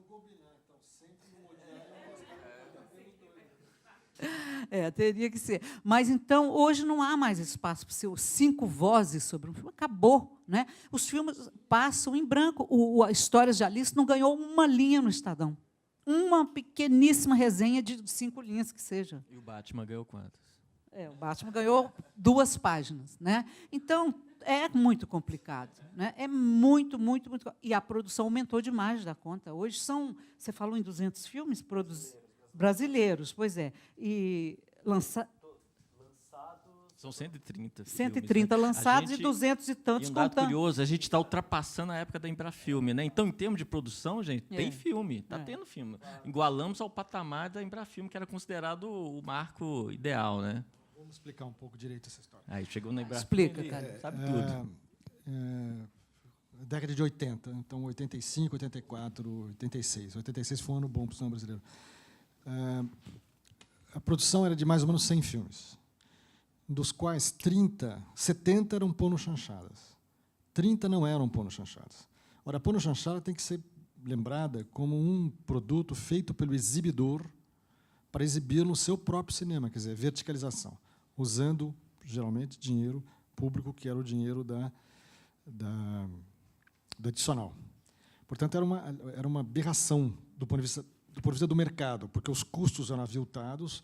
Não, você sabe como é que era feita a pano-chanchada, ligava o exibidor para um produtor da Boca, dizendo: eu quero um filme para Semana Santa, né, e custa galante, vou pagar 100 e o título é esse. Dava o título. O galante fazia qualquer filme que tivesse qualquer assunto, não tinha nada a ver com o título, entendeu? Entregava e ele era exibido na Semana Santa no cinema do exibidor. Então, não dá para dizer que havia 100 filmes, né? Havia 30. Desses 30, digamos, que eram filmes como hoje se fazem, enfim, filmes com os mesmos mecanismos que se faz hoje, 22, 20 a Embrafilme financiava, que era o máximo que ela podia fazer por ano. Financiava e lançava. Os outros 8 eram de produção própria. Então, não dá para comparar. 100 filmes por ano não é verdade esse número. Esse número não era. Na verdade, né, as 70 pano-chanchadas eram um regime próprio, um regime muito diferenciado que hoje não tem. Portanto, o mercado brasileiro está acostumado a receber, processar, não necessariamente consagrar, 30 filmes por ano brasileiros, né, e não 100, e não 130. Portanto, 130, a condenação desses filmes, da maioria desses filmes à prateleira, é inevitável, porque não há espaço físico para eles entrarem. E isso é um erro que se comete, porque se pensa o número acriticamente. Ah, tinha 100 filmes. Sim, tinha 100 filmes. Mas que tipo de filme que tinha na época? Tá certo? Perguntas? Zanin, quer fazer uma pergunta?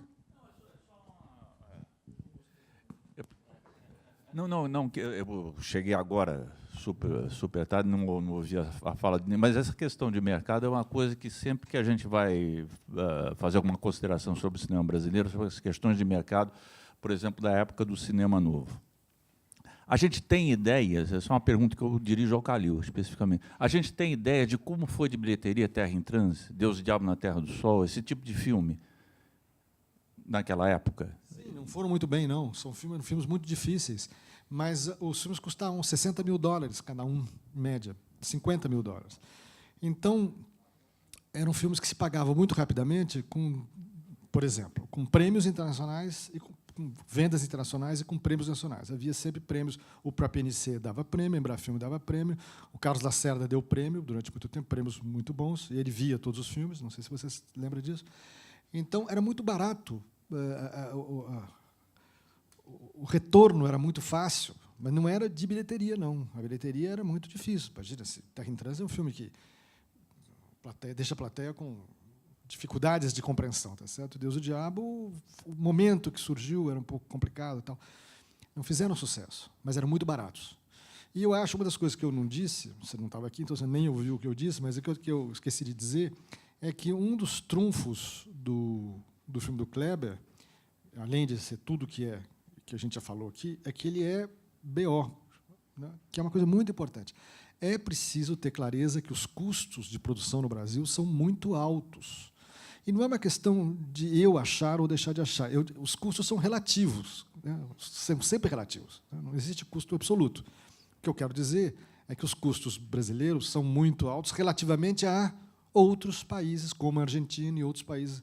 Então, nós não atraímos nunca, há muito tempo que nós não atraímos produção estrangeira, coprodução estrangeira, por causa dos altos custos brasileiros.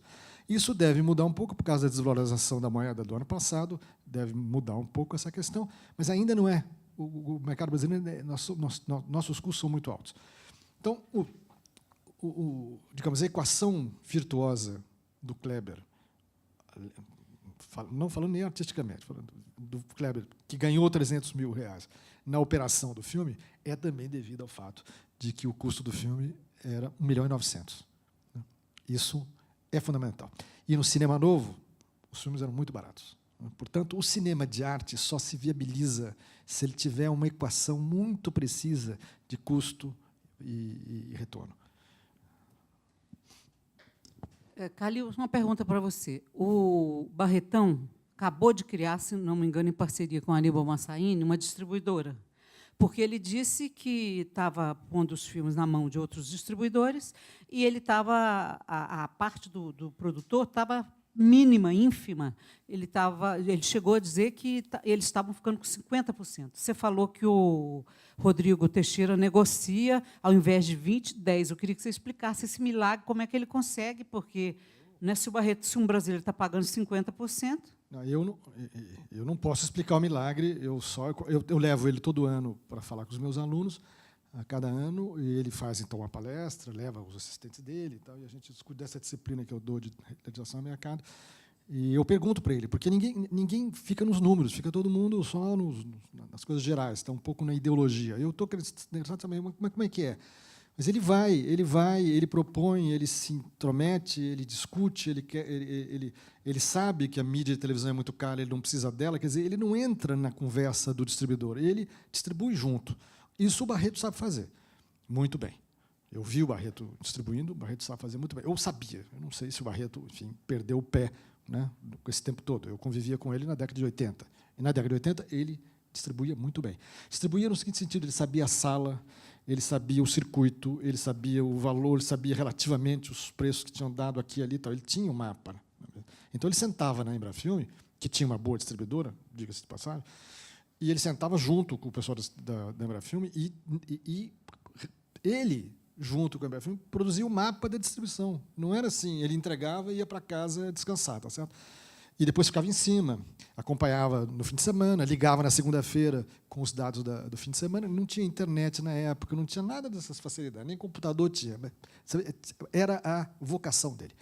Então, ele tem talento para distribuir, sim, e se ele tiver intactos essas qualidades, ele poderá fazer um bom número. Agora, o que eu quero dizer é o seguinte: você entregar na mão do distribuidor, né, o seu destino, depois que o filme está pronto, é uma coisa muito complicada em qualquer lugar do mundo.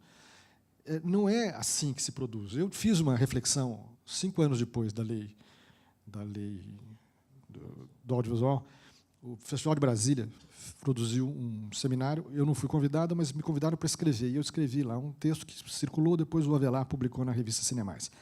Eu já percebia naquela época que havia um erro aí. O erro é mais um pouco que a Rosário passou rapidamente no começo da fala dela. O erro da lei do audiovisual é que a base é privatiza-se o lucro e socializa-se o prejuízo. Isso não faz o menor sentido. Portanto, dava-se dinheiro para todo mundo, quem era competitivo fazia uma fortuna, levava para casa, não tinha que distribuir para ninguém, não tinha que voltar para fundo nenhum, não realimentava nada. Tá certo? E quem prejudicava, não botou nenhum dinheiro, né? O filme que não deu, e quem paga a conta é a viúva. Muito bem, ali eu propus o seguinte, que a política cinematográfica não podia ser de produção individual. Portanto, porque a produção individual ela não impondera nem o produtor e nem o distribuidor, porque ela é individual. Você só faz um produtor crescer quando você financia uma carteira. Um erro crasso, por exemplo, da política cinematográfica brasileira é a criação do Funcine. Os Funcines são remotamente o que as Soficas são na França, só que as Soficas funcionam muito bem. As Soficas são sociedades feitas com dinheiro incentivado, porém, que trabalham com carteira e não com filme individualmente, carteira de produção de televisão e de cinema, não só de cinema, e durante 10 anos o dinheiro é reinvestido na própria Soficar. Portanto, depois de 10 anos, ela pode andar, não com as próprias pernas, talvez, mas com bastante autonomia em relação ao recurso inicial. Né? Portanto, impondera. Né? Aqui no Brasil, não, você investe um dinheiro num filme, no outro filme, no outro filme, no outro filme, e, com isso, se distribui dinheiro. Né? Política populista, né? Distribui dinheiro. O que eu dizia assim, 5 anos, portanto, depois? Eu dizia o seguinte: o governo a lei de incentivo deve ser para distribuidoras. A distribuidora apresenta ela a carteira de filmes. E o governo financia a carteira de filmes. E pode, inclusive, exigir na carteira de filmes que tenha 2, 3 filmes que não são, digamos, de mercado, que são filmes de risco, né? Para não deixar, enfim, a produção brasileira, aspas, artística, que eu considero, continuo voltando à minha questão, não é necessariamente anticomercial, não é, né? A prova está aí, com os filmes do Kleber, o filme né? A produção artística não é não comercial. Porque há uma ideia no Brasil idiota de que o filme artístico não é comercial. Por quê? Quem disse isso? Quem foi que determinou assim? Então, voltando à questão. Se a política cinematográfica fosse um pouco mais sensata, ela teria, durante esses anos todos, investido nos Bruno Weiners da vida, no Barreto, o distribuidor, quer dizer, eles seriam distribuidores e eles conduziriam a produção. Portanto, não haveria esse problema que tem hoje. Não tem solução esse problema. Não falta distribuidor no Brasil.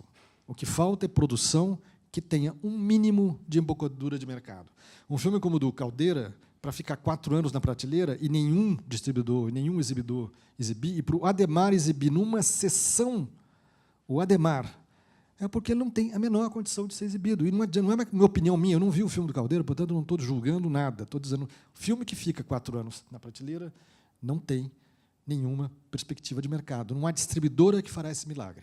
Mas, se ele tivesse numa distribuidora, ele teria tido um tipo de intervenção da distribuidora, um tipo de apoio da distribuidora, para que o filme tivesse alguma perspectiva de mercado. Tá certo? Oi, eu sou a Cecília. Posso? Opa. Oi, eu sou aqui a Cecília do Cinesesc. Eu queria perguntar para vocês um pouquinho sobre essa questão, continuando no assunto da distribuição, da divulgação dos filmes. Porque a gente vê, por exemplo, que filmes da Globo Filmes, por exemplo, tem a divulgação na televisão, e isso acaba ajudando, porque a gente sabe que o boca a boca e a divulgação traz pessoas para o cinema. Às vezes funciona quando o filme é bom, funciona mais quando o filme não é tão bom, morre rápido, mas, queira ou não, chama. Eu queria que vocês comentassem um pouco sobre como que as políticas podem ajudar nesse sentido da divulgação de filmes que não estejam necessariamente vinculados a já grandes distribuidoras que têm esse espaço na televisão ou na publicidade?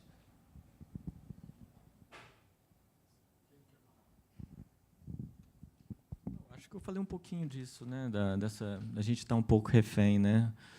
Eu falo, eu como jornalista, né, do Jornal de Belo Horizonte, a gente de jornal, veículo de comunicação, a gente fica meio que refém desse círculo mesmo vicioso, né? De ver uma publicidade de fora, já vê um filme que está pago lá fora, vem com essa publicidade massiva e o público querer isso, querer ler isso, dá view na internet com isso, então e a gente passar só a escrever sobre isso. Então mais ou menos reforça, né, a sua pergunta, o que eu falei, né? Eu acho que precisa de uma política em torno disso, de um investimento em torno disso, né, desse debate, criar essa reflexão, né? Aqui a gente está fazendo isso, né, que é bem interessante, a gente está criando uma reflexão aqui com esse seminário. A gente tem a Mostra de Tiradentes também, que tem um caldo reflexivo muito forte, né? Talvez o festival mais forte,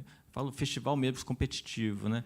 Mais forte nesse sentido, mas faltam outros trabalhos nesse sentido, de um pensamento nesse sentido, né? De incentivar um tipo de filme pequeno que não seja da Globo Filmes, né? A gente teve o caso do filme da Ana Boulanger, né, que é um filme médio, que agrada o público, que agradou a crítica e conseguiu sustentar um certo debate, né, e criar um certo interesse com isso também. Ficou meses aí suscitando várias questões relativas.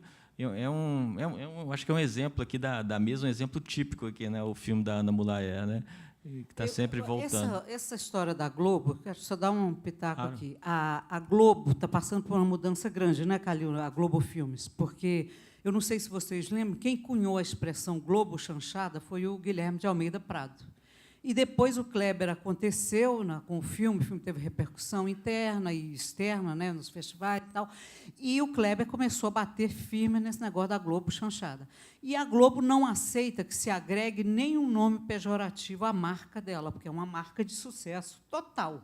Não há nenhuma empresa de audiovisual, acho que na América do Sul, né, com o prestígio que a Globo tem, né?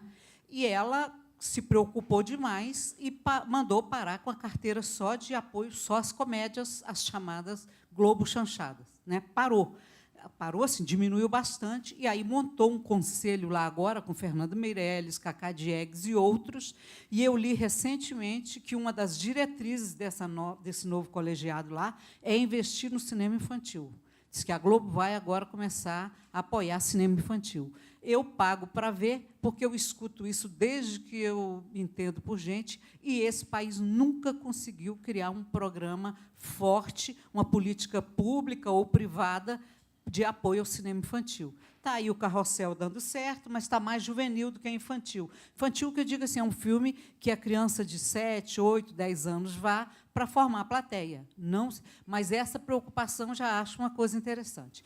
O outro aspecto que a gente tem que falar, a Globo não faz um sucesso de um filme. Ela não faz. Eu vou dar 2 exemplos. Tem produtos dela que naufragaram, que houve mídia total dela, produzidos de dentro, com atores dela, saídos da linha de programas dela, os Cacetas, por exemplo. Os filmes dos Cacetas não deram certo. Eles eram esperados 2, 3 milhões de espectadores, eles ficavam em 600, 700, 800 mil espectadores. E eu conto um exemplo de um distribuidor independente, tá, a sabedoria do Rodrigo Teixeira, que Calil lembrou aqui. O Tony Venturi, quando fez aquele filme Cabra Cega, ele conseguiu dinheiro para lançar o filme e jogou essa grana que ele conseguiu na Globo Filme. A Globo pôs publicidade do filme no horário nobre, caríssimo, levou todo o dinheiro do Tony e não aconteceu nada. E o Tony me deu uma entrevista depois, ele falou, usei uma bazuca para matar um bem-te-vi, um pintacilgo, um passarinho mínimo com a bazuca. porque aquilo está disperso no meio da programação. Ninguém tinha ouvido falar nunca em cabra cega, não sabia nem o que era isso. O que adianta você fazer a divulgação de um produto, ficar falando do produto, se a pessoa não encontra ele em lugar... Primeiro tem que ter um circuito gigantesco de blockbuster para a pessoa. Falou no cabra cega, para ter publicidade na Globo, ele tinha que estar em pelo menos 200, 300 salas. Ele deve ter conseguido umas 25 salas. Então, o produto não estava disponibilizado. Você pode dizer, eu tenho o melhor picolé do mundo, pôr anúncio na Globo, o ator mais famoso da hora, o Cauã Raymond chupando picolé, dizendo, nossa, é melhor que um beijo. Não adianta, porque a pessoa não vai achar o picolé. Não tem, está só numa loja chique do Rio de Janeiro, ali no Frei Caneca, não adianta. Então, a Globo não faz o sucesso de um filme, não faz. Cada filme tem uma estratégia de marketing particular. Então, o Cabra Cega nunca deveria ter ido à Globo, não tinha embocadura para a Globo, entendeu? Ele ia ficar com 25 salas, não era o público da Globo que ele tinha que atrair. É uma visão mágica de que basta ter publicidade, então gasta dinheiro com publicidade, é besteira isso. Cada filme tem um perfil, cada filme é um protótipo, cada filme tem, claro, que você tem que ter um pouco de sensibilidade, experiência, para saber como é que vai funcionar, ou como é que pode vir a funcionar cada um especificamente. Mas é bobagem. A Globo não resolve nada. Inclusive, isso, muitos produtores hoje já têm clareza de que não precisam da Globo. Mesmo o Que Horas Ela Volta teve Globo, mas teve Globo discreto, não teve grandes. E teve Globo por causa da Regina Casé, claro, é óbvio. Funcionou na medida da Regina Casé. Não fosse Regina Casé a atriz do filme, claro que o filme seria outra coisa, não seria aquele filme, porque o filme é muito ela. Mas a Globo não faria mais nenhum sentido na divulgação do filme, percebe? Então, não tem pensamento mágico. Acho que existem até alguns exemplos de filmes que até conseguiram, de alguma forma... Hoje Eu Quero Voltar Sozinho foi um grande exemplo de filme que mobilizou redes sociais e conseguiu expandir aí o circuito de exibição, muito em função de investir não dinheiro, mas de focar a questão redes sociais, que era até o público-alvo daquele filme. Então, tinha pessoas de cidades do interior do Brasil exigindo, queremos que passe esse filme aqui. E o filme rodou. O filme fez bastante sucesso para um filme independente, da cartela da Vitrine, e tal, um filme pequeno, e fez bastante público porque teve uma divulgação bem inteligente até. A estratégia dele, ele foi nosso aluno, então eu conheço bem o menino, Daniel. Ele fez o seguinte, ele fez um curta-metragem, e lançou curta-metragem na internet. E, evidentemente, esse curta-metragem, sendo bom, ele é bom cineasta, a gente sabe disso, e o tema dele é sempre um tema muito interessante, mobiliza muito o nicho que ele atua. Então, ele criou uma expectativa. Quando ele fez o longa-metragem, o problema que eu vi, por exemplo, na crítica dos colegas dele, agora, os alunos que eu tinha naquele ano, é que eles comparavam o longa ao curta e achavam o longa pior que o curta. Mas isso não interessa, porque a questão não é crítica, a questão é de estratégia. Ele, então, soltou uma pílula na internet, criou uma demanda específica e depois trouxe a oferta. E, com isso, criou um circuito. Não foi na Globo, nem seria na Globo que ele faria isso. Certo? Fez 200 mil espectadores. Né? Mais perguntas? Espera aí, Luísa, se identifique. Desculpa, Luísa Luz Varg, professora, pesquisadora. Vice-presidente da Bracine. Não, vice não, pelo amor de Deus, o Orlando me mata, não me põe nessa. Eu sou apenas a secretária. Isso é um golpe. É o feminismo, é o feminismo. É o feminismo, pois é, então, não. Não, mas essa questão, porque eu me lembro de tudo que falou aqui, quando você chegou no streaming, estou falando agora especificamente para você, não quer dizer que não corresponda ao que você está. O streaming, não dá para sentir ainda o que vai ser isso. Mas você acabou de citar um caso, de um filme que usou a web, porque quando a gente fala de streaming, não estamos falando de Netflix só. Existem trocentas plataformas. E os problemas que a gente tem no Brasil de distribuição, se você vai para a Colômbia, tu pode botar 20 vezes mais. E eu tenho visto isso muito, assim, filmes que começaram na web, era um curta, e o cara ganha visibilidade com isso. Telefilme também, rola muito isso. Aí, isso a gente descobre depois. O filme vem para cá, já é um filme e tal, mas era um telefilme, aí teve uma outra edição, bababá. Então, no fundo, essa questão do streaming já não está fazendo uma diferença? Não, porque a remuneração do streaming e da web é diferente. No streaming, você é associado, você associa-se a um clube. E o filme que tiver naquele cardápio, você poderá acessar, né? Mas você não necessariamente paga por ele, né? Não paga individualmente por ele. Ou seja, o que ele falou de que existe, está se pensando numa legislação de proteção, a legislação de proteção vai ser, no máximo, igual à reserva de mercado. Quer dizer, vai dizer, é preciso ter na cartela da Netflix, sei lá, que é a mais conhecida, uma quantidade X de títulos nacionais. Mas isso não vai garantir que eles sejam acessados, porque, na hora que eu tiver que fazer lá percorrer aqueles quadradinhos, eu clico o que eu quero, tá certo? Ninguém me obriga. É claro que o governo pode exigir, no máximo, é a exposição do produto, porque sem a exposição do produto ele jamais seria consumido mesmo. Mas, né? Então, a remuneração é que fica complicada, porque como é que remunera a Netflix, como remunera a web? A web tem dificuldade de remunerar, a Netflix contrata o teu filme, e contrata e dá prêmios sucessivos, dependendo da performance dele. Né? Traz para a carteira, né, com exclusividade, geralmente, e depois, então, te dá prêmios em função das demandas. Na web, é muito difícil de remunerar. A web, geralmente, trabalha com... Assinante, né? O Netflix, na verdade, trabalha com assinante. Então, é fidelidade. Né? Mas a web não, a web é por consulta individual. Tá a certo? Argentina tem uma plataforma hoje, tem mais de uma, mas tem uma que é a conteúdos digitais abertos, a CDA, né? E que eles têm filmes, mas, claro, são os filmes que são resultantes de editais e tal, que tiveram algum tipo de apoio do governo. Mas que, infelizmente, a gente não consegue acessar. Se eles te localizam, você está no Brasil. Guilherme, você tem dados do Chateau na Netflix? Como é que foi? Ainda não tenho. Inclusive, estreou faz o quê? Um mês, foi isso, né? Que estreou. Ainda não tenho.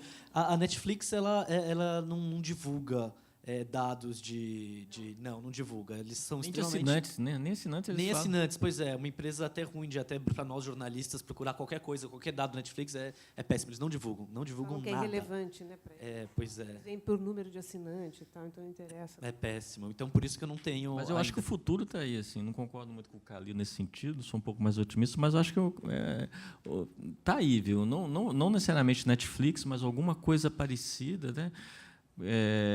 Como alternativa mesmo a esse cinema de shopping que a gente sabe bem, né? A Ancine deve divulgar aí no segundo semestre uma taxação, né, para esses sites de streaming, né, de filme. Vai ser taxado igual as TV a cabo. Vai ter uma taxação talvez até idêntica, de valor semelhante, inclusive. Então, aí não sei o que vai fazer com esse dinheiro, né? Com esse dinheiro pode remunerar.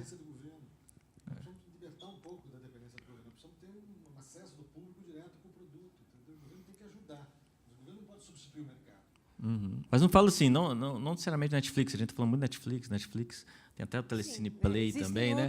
Outras plataformas. Enfim, mas alguma coisa bem específica meio do cinema brasileiro que possa dar certo também, né? O cinema brasileiro, isolado, é um gueto.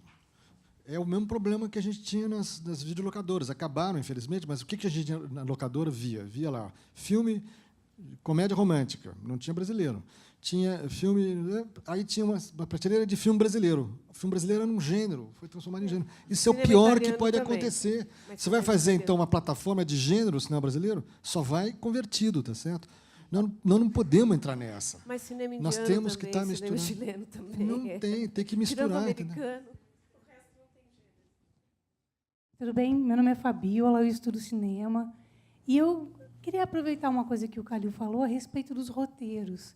Porque a gente tem muito... Quando você pega as leis de incentivo, você tem que apresentar já um roteiro. Então, não há um fomento para jovens roteiristas e para roteiristas acadêmicos. Por exemplo, a gente sai fazendo filmes na faculdade de baixo orçamento, ou você cria o seu roteiro, você vai para pitching com o roteiro que você trabalhou, mas não é muito trabalhado a criação do roteiro. E a gente fala sobre a falta de roteiristas no Brasil, mas muito mais sobre a falta de incentivo a essa produção. Você veria alguma possibilidade de a gente criar algum mercado nesse sentido? Olha, tem muito incentivo a roteirista, tem muito... Os próprios editais A prefeitura, na minha gestão, tinha, mas não só, enfim, no Estado, todo mundo tem, todo mundo investe em roteiro. O problema é que não se cria, de um dia para o outro, uma geração de roteiristas, né? Quando apareceu o Braulio Mantovani, por exemplo, que foi um acontecimento no Cidade de Deus, chamou a atenção de todo mundo. Era um fator diferencial, evidente, assim como é diferencial no Que Horas Ela Volta, a qualidade do roteiro, assim como é diferencial no filme do Kleber.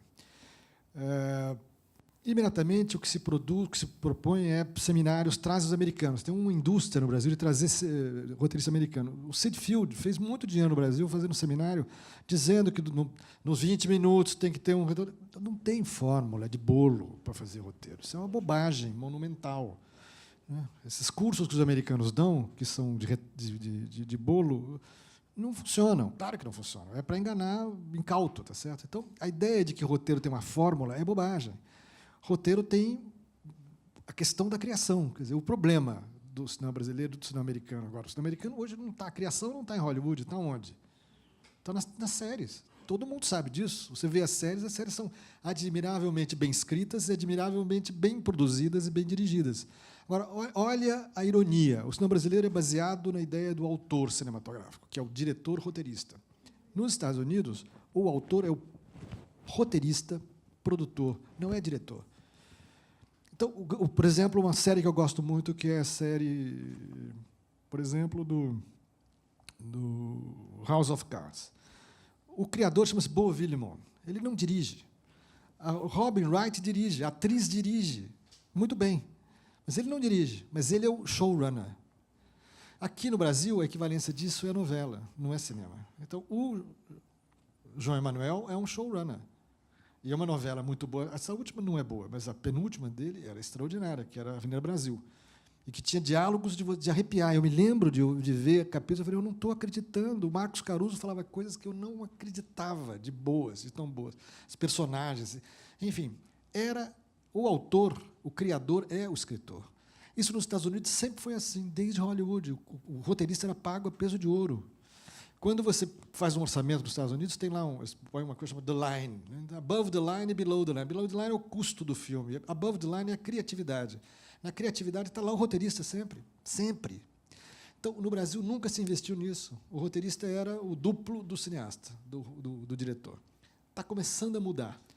Mas é muito lenta essa mudança, porque a nossa cultura, então, não valoriza o escritor, o criador. Tá certo? Valoriza o cara do charme, o cara que fica com aquela cadeira com a lona, tá certo? Esse aqui é o criador. Não é mais assim.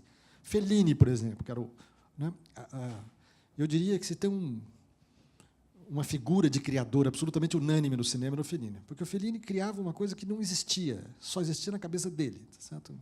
Não se pode falar de nenhum outro cineasta, a não ser do Fellini, que a criação dele era absolutamente pessoal. Aquilo não existia. E o 8,5, que é um filme extraordinário, é um filme sobre nada, né? É sobre o não-filme. Quer dizer, é uma enrolação. E é um filme genial. Só ele podia fazer aquela enrolação, tá certo? Aí, claro que não tem importância o roteirista. Não tem importância o diálogo. Porque o grau de fabulação dele é tão grande e tão, enfim, particular, tal. Tirando disso, caindo no nível dos mortais que somos nós todos, a dramaturgia, a qualidade dramática, etc. O cinema brasileiro padece de um problema que tem o teatro brasileiro. O teatro brasileiro também não tem boa dramaturgia. A boa dramaturgia hoje é uma dramaturgia, digamos, não convencional, né? Digamos, por exemplo, o Teatro da Vertigem, é uma maravilha, mas é um teatro feito no espaço. Não é feito na dramaturgia. Percebe? Não é a dramaturgia que define, né? A dramaturgia decorre do espaço, decorre da intervenção. Isso no cinema não funciona, tá certo? Então, nós não temos uma tradição como os americanos tiveram, né? Quando, por exemplo, foi criado o cinema sonoro, o que aconteceu? Hollywood, de um dia para o outro, teve que importar todos os dramaturgos de Nova York que foram contratados para Hollywood, todos, porque existia um teatro de Nova York muito forte, que é tradicionalmente inglês, tá certo? Começa tudo na Inglaterra. Quem é que tem o melhor teatro do mundo? Quem é que tem o melhor dramaturgo do mundo? São os ingleses. Quem são os melhores atores do mundo? São os ingleses. Eles são imbatíveis. Os americanos têm essa herança. E Hollywood contratou e imediatamente começou a produzir filmes com uma dramaturgia que não existia no cinema silencioso, porque o cinema silencioso não era dramático, era outra coisa, era metafórico. era de fluências visuais e metafóricas. Isso desapareceu de um dia para o outro. Então, nós não temos tradição teatral, de grandes textos teatral. Imagina que o nosso maior dramaturgo ainda é o Nelson Rodrigues, que é um homem que morreu há 30 anos. Não tem nada de novo em 30 anos. O cinema até trouxe.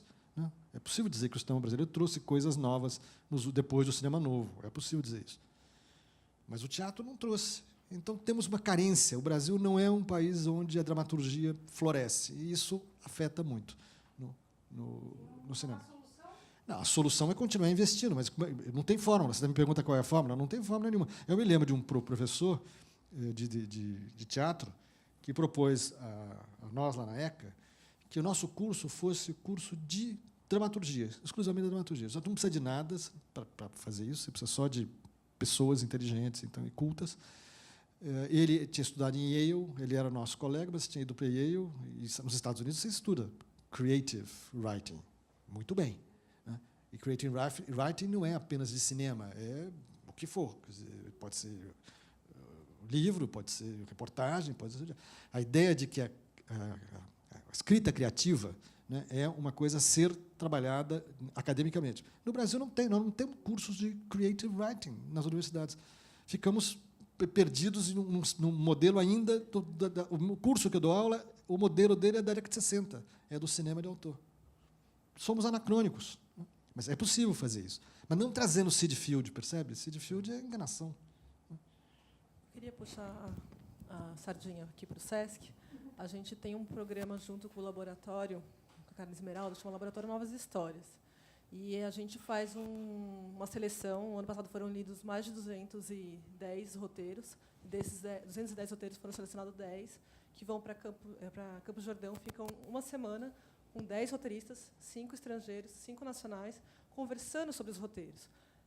O Lobo Atrás da Porta, Que Horas Ela Volta, foram roteiros que passaram pelo laboratório, tiveram que ser revistos, reconversados, porque o roteiro é isso, né? Não é uma coisa que é solitária, ele precisa ser conversado, ser trabalhado. Como o Calil mesmo disse, dura muito tempo para fazer. E a gente tem esse projeto. E teve um dos roteiristas que foi selecionado, era o primeiro roteiro dele, era um menino inexperiente, acabado de sair da escola de cinema, e também foi selecionado. E eu sei que existem outros projetos que também são assim. Então, eu acho que está começando a ter um olhar da importância do roteirista.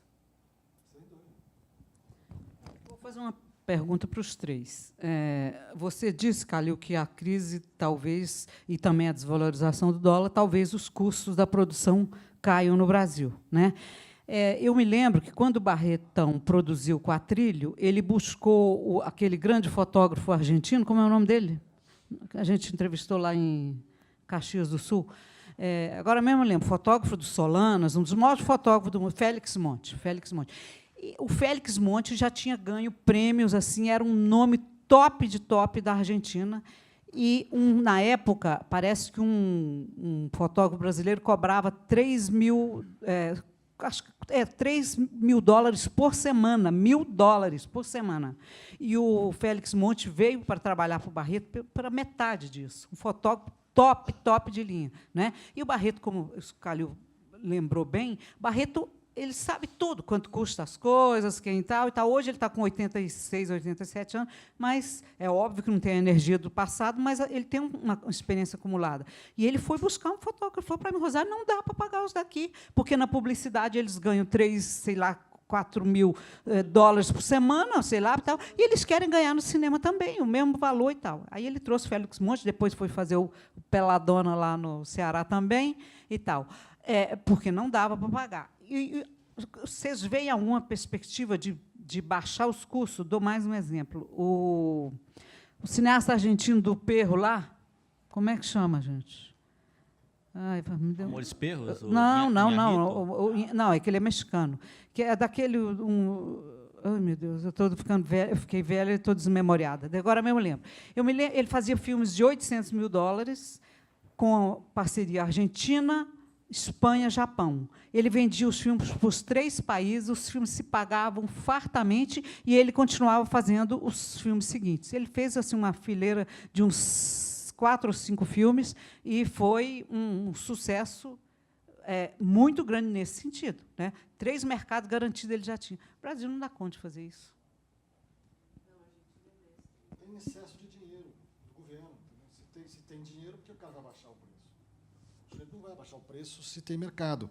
Na Argentina não tinha. Na Argentina, os orçamentos da Argentina, do Instituto Nacional do Cinema, não são iguais aos nossos orçamentos daqui. O investimento do governo argentino não é igual ao do nosso. Então, onde tem dinheiro demais, tem excesso. Tem excesso, desperdício, que é o que eu falei muito rapidamente de passagem. Né? A lei do audiovisual é um desperdício de dinheiro. Foi um enorme desperdício. O Brasil investiu, eu me lembro, no governo Fernando Henrique Cardoso, olha, de longa data, investiu $200 milhões no cinema. A Embrafilme vivia com $10 milhões por ano. Você vai dizer, bom, o dólar caiu da década de 80, não é o mesmo. Tá bom, não é. Mas digamos que a defasagem fosse de 50%, né? Que $10 milhões da década de 80 fossem $50 milhões da década de 90. Ainda assim, era 3 vezes o orçamento, 3 vezes, no mínimo, o orçamento que a Embrafilme tinha por ano. Então, houve muito dinheiro no cinema brasileiro. E nós não soubemos fazer poupança, no bom sentido. Poupança, investimento, poupança de produtores se empoderando, distribuidores se empoderando, poupança no sentido de retorno, né, da atividade, quer dizer, voltando para o fundo, que hoje o Fundo Setorial faz isso, mas o Fundo Setorial faz, no fundo, o que é papai e mamãe. A França sempre fez isso, a Embrafilme fazia isso. A Embrafilme tinha uma conta corrente. Se o Babenco fazia um filme de sucesso e um de fracasso, o sucesso pagava o fracasso. Hoje em dia, não. Cada filme é um filme. E cada resultado é individualizado. É um grave erro, enorme erro. Então, se o mercado brasileiro foi contaminado pelo padrão da publicidade, que é um gravíssimo erro, na Argentina não foi. Na Argentina, cinema é uma coisa, publicidade é outra coisa.